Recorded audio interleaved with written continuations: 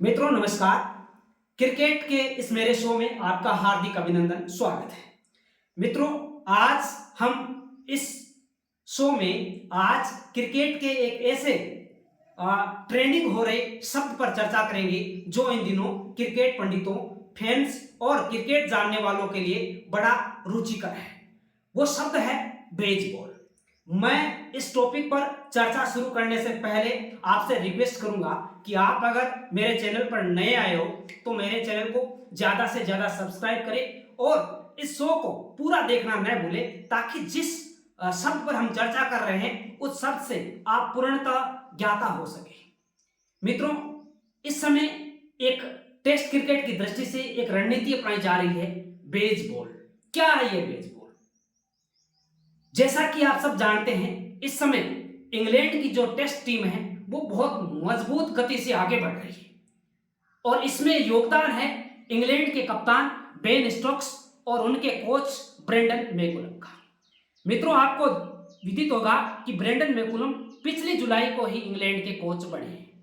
जैसा कि Brendon McCullum का उपनाम बेज था और ब्रेंडन मैकुलम के कोच बनने के बाद इंग्लैंड वालों ने तय किया कि हमें वो रणनीति अपनानी है जिसमें विकेट की चिंता न करते हुए तेज गति से रन बटोरने हैं। क्योंकि मैकुलम का उपनाम बेज था और मैकुलम के द्वारा रणनीति बनाने के कारण इस रणनीति का नाम दे दिया गया बेसबॉल।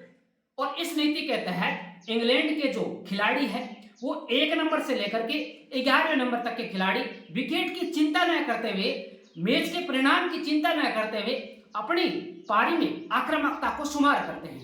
और यही कारण है कि इंग्लैंड पिछले 1 साल से टेस्ट क्रिकेट में तेजी से विकसित हो रहा है। जैसा कि हम अगर पिछले साल का उनका स्कोर कार्ड देखें तो पिछले साल से आज तक उन्होंने 16 मैच खेले हैं और इन 16 मैच में से 12 मैच में इंग्लैंड जीता है, यानी ड्रॉ की संभावना बहुत कम हुई है और 4 मैच हारे हैं। तो बेसबॉल नीति अपनाने के बाद एक तरह से टेस्ट क्रिकेट में रोमांच जिंदा हो गया है, क्योंकि क्रिकेट का मतलब ही मनोरंजन है। जैसा कि टेस्ट क्रिकेट में पुरानी परिपाटी है कि विकेट बचाना ही बल्लेबाज की सबसे बड़ी कला मानी जाती है, परंतु इंग्लैंड और मैकुलम ने यह तय किया कि विकेट बचाना कोई बड़ी बात नहीं है, बात है कि मैच का रिजल्ट निकालना। रिजल्ट चाहे किस तरह पे जाए, चाहे हार में जाए चाहे जीत में जाए। लगभग इस नीति को अपनाने के बाद इंग्लैंड का जो रिजल्ट है वो जीत में गया है।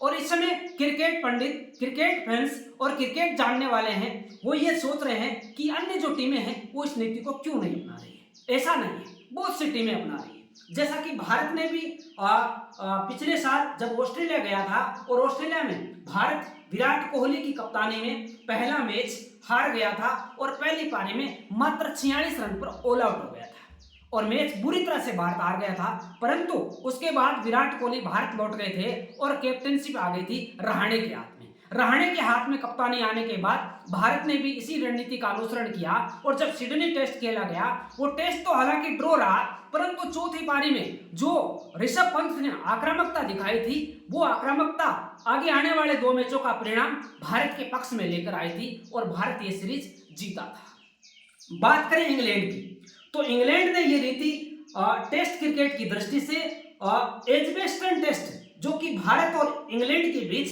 पिछले जुलाई को, यानी जुलाई 2022 को भारत और इंग्लैंड के बीच खेला जा रहा था और इस टेस्ट सीरीज में ब्रेंडन मैकुलम पहली बार कोचिंग दे रहे थे। उससे पहले ब्रेंडन मैकुलम न्यूजीलैंड के कप्तान भी रह चुके हैं और अपने समय में वो बहुत ज्यादा आक्रामक खिलाड़ी थे और इसी आक्रामकता को उन्होंने इंग्लैंड वालों को सिखा दिया कि जैसे मैं खेला हूं वैसे ही आपको खेलना है। आपको ये चिंता नहीं करनी है कि ये टेस्ट है या 20 है, बस आपको तो हिट करने हैं, क्योंकि उनका मानना है कि क्रिकेट में एक अच्छी गेंद आपका विकेट ले सकती है। इसलिए उस गेंद को आने से पहले आपको जितने शॉट मारने हैं, जितने रन बटोरने हैं वो बटोर लेने चाहिए, ताकि आपका जो स्कोर कार्ड है वो गति करता रहे। मित्रों, अगर एक दृष्टि से देखें तो मैकुलम और इंग्लैंड टीम की यह रणनीति सही भी है, क्योंकि इससे मैच का रिजल्ट निकल रहा है और जिन मैचों का रिजल्ट निकलता है उसमें लोगों की जो रुचि है वो जागृत रहती है। लोग बड़े ढंग से उन मैचों को देखना पसंद करते हैं, क्योंकि आजकल जो ड्रॉ है वो नीरस, एक तरह से लोगों को नीरस लगने लगे हैं। क्रिकेट में रिजल्ट नहीं निकले तो लोगों को वो मजा नहीं आता है। इस कारण इंग्लैंड की नीति को मैं एक तरह से सही साबित करता हूं। अब कुछ लोगों का सवाल है कि साहब क्या बेसबॉल नीति हमेशा सफल होती है? बिल्कुल नहीं होती है। जैसा कि इंग्लैंड अफ्रीका में खेलने गया था और अफ्रीका का जो गेंदबाजी आक्रमण है वो किसी से छुपा हुआ नहीं है, मजबूत गेंदबाजी आक्रमण है। उनकी जो तेज गेंदबाजी है उसका सामना करना बड़ों बड़ों के लिए आसान काम नहीं है। और इंग्लैंड के बल्लेबाजों ने अफ्रीका के गेंदबाजों के सामने यह नीति अपनाई, परंतु ये फेल हो गए और अफ्रीका इस सीरीज में 2-1 से जीत गया था। तो हम कह सकते हैं पूर्णतः तो ये सफल नहीं है, परंतु बहुत ज्यादा हद तक यह नीति सफल है।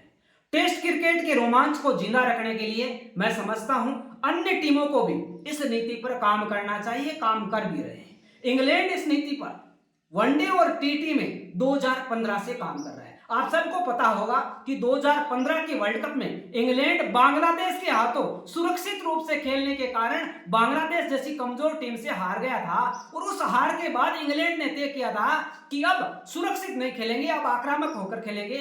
और इस दौर में उनके पास ऐसे खिलाड़ी भी आए जैसे Ben Stokes, Jonny Bairstow, Jos Buttler, Liam Livingstone, जो किसी भी गेंदबाजी आक्रमण की अपने आक्रामक अंदाज से धज्जियां उड़ा सकते हैं। और इसी का परिणाम हुआ है कि इंग्लैंड 2019 का 50-50 वर्ल्ड कप और उसके बाद का 20 वर्ल्ड कप भी जीत चुका है।